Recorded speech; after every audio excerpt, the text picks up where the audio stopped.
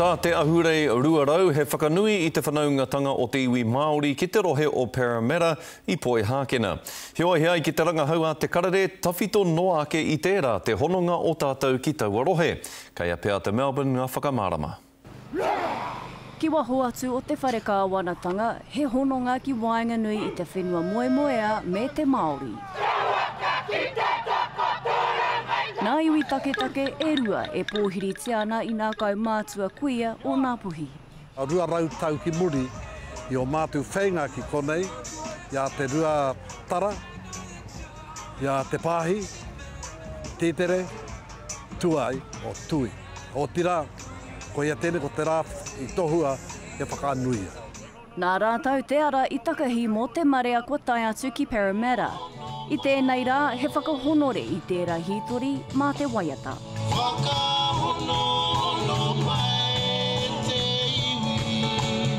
Te mea nui kia utaina mai ana, te tikanga, ngā kōrero mai no atu, tainua ki tēnei, kia kia pupuri, te āhuatanga o mātua tupuna. I tai mai nei rātou ki konei ki ēnei motu, kia ako ai ki ngā kaupapa I mauria mai ngā mihinare a te mātenga mā, hei whakahoki atu ki te kāinga. O rātou tamariki ka mauria mai ki konei anō kia kuraina ki konei.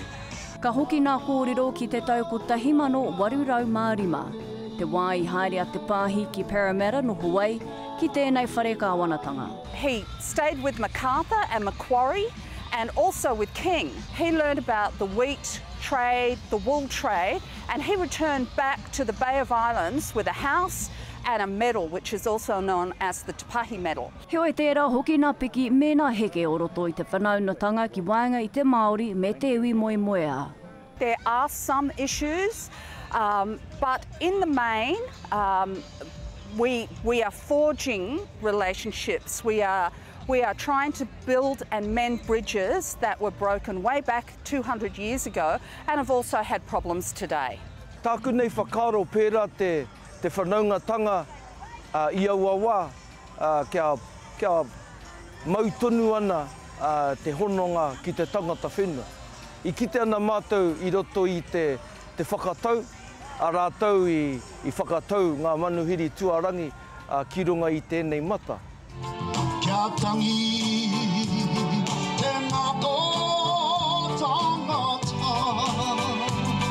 Heoi tēnei tūrangi, ko te kai, te whanaunatanga, me te whakanahau, te kaupapa o te rā.